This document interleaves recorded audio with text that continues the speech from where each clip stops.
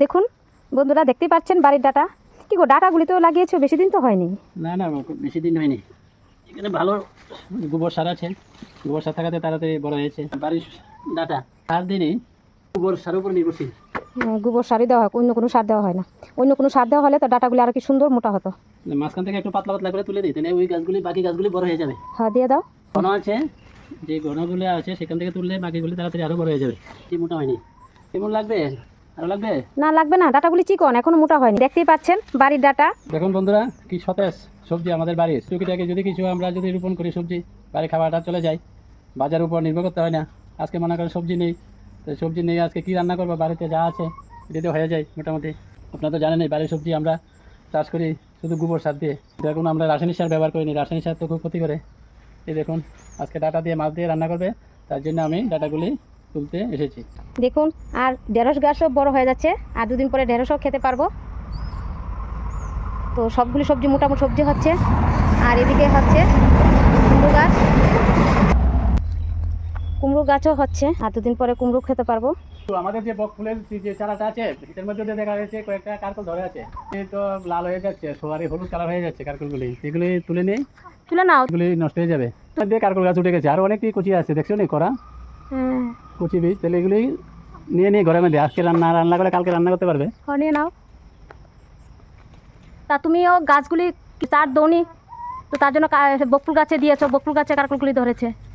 আলাদা যদি সুন্দর করে দিতে তাহলে প্রচুর কারকল ধরতো। এই দেখো মোটামুটি ভালো হবে, ভাজিও খাওয়া যাবে, রাত্রেবেলা সিদ্ধ খাওয়া যাবে। আরেকটা আছে তো? আছে, হ্যাঁ হ্যাঁ, আরে এইটা তো দেখিনি আমি, আরেকটা আছে। দেখেছো কি বকুল গাছের মধ্যে যে কারকলগুলি ধরেছে, এর মধ্যে 4টে আজকে পেরেছি। রাত্রেবেলা খাবারের জন্য সিদ্ধ করতে পারো, সিদ্ধটা তো খুব ভালো, বা ভাজিও করতে পারো। তাহলে এটি রাত্রেবেলার একটা বুঝে যাবে, ঠিক না? এই সবজি ক্ষেতের মধ্যে যে কারকল গাছগুলো উঠেছে এগুলি আমি বাঁশ দিয়ে চার দিতে পারিনি, চার দিলে তো আরও ধরতো অনেকগুলি। এই বকুল গাছের মধ্যে এগুলি উঠেছে, যাই ভালোই ধরেছে। কিছুদিন আগে কয়েকটা তুলেছি, আজও 4টে তুলেছি, আরও অনেকগুলি আছে, কচি কচি কারকল আছে এখানে। কয়েকদিন পরে এগুলো তোলা যাবে।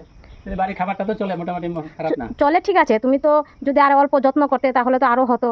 এই তো যতটুকু সময় আছে, সকালে একটু সময় পাওয়া যায়, বিকালবেলা সময় পাওয়া যায়, এর মধ্যে যা কিছু করা যায়। আর এর মধ্যে তো কয়েকদিন ধরে আজকে বৃষ্টি, বিকাল নাহলে সকাল সারাক্ষণ বৃষ্টি লেগে আছে।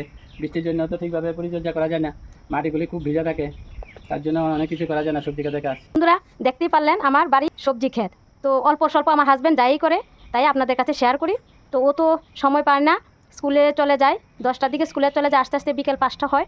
তো এর মধ্যে অল্প সময়ের মধ্যে উনি যা করেন তাই সবজি হয়। তো এই সবজি দিয়ে আমাদের সকলের কিন্তু মোটামুটি চলে যায়, বেশি একটা হয় না, তো যাই হয় আমাদের খাবারটা একবার চলে যায়। তো আপনারা দেখতেই পারলেন উনি গাছ থেকে কীভাবে কারকল পেরে আনলো আর ডাটা আনলো। আর এগুলি কিন্তু আমাদের কোনো রাসায়নিক সার নেই, তো বাড়িতে গরু আছে, গরুর গোবর সার দিয়ে কিন্তু আমরা এগুলি করি। আর কারকল আরও ধরতো যদি উনি যত্ন করতেন। তো উনি চারও দেননি, বকফুল গাছে উনি দিয়ে দিয়েছেন, তো বকফুল গাছে যা হয়েছে। পাতাগুলিও তো শাক হিসেবে খাওয়া যাবে তো, না? হ্যাঁ হ্যাঁ, পাতাগুলি খাওয়া যাবে, পাতাগুলি খাওয়া যাবে, ডাটাগুলি খাওয়া যাবে, তাহলে মোটামুটি ভালো, কিছু ফেলনার নয়। ফেলনা নয়, আর বাড়ির জিনিস খেতেও আলাদা একটা টেস্ট। আমরা যেগুলি আনি সেগুলি তো খুব শক্ত, সেদ্ধ না ঠিকভাবে, খেতেও টেস্ট হয় না। এগুলি কিন্তু খুব নরম, রান্না করলে সিদ্ধ করলে নরম হয়ে যায়, খেতে খুব ভালো লাগে। বন্ধুরা, কেমন লাগলো আমার সেই সবজি ক্ষেতের সবজিগুলি যে আমার হাজব্যান্ড নিয়ে আসলো, তা কিন্তু অবশ্যই কমেন্টের মাধ্যমে জানাবেন।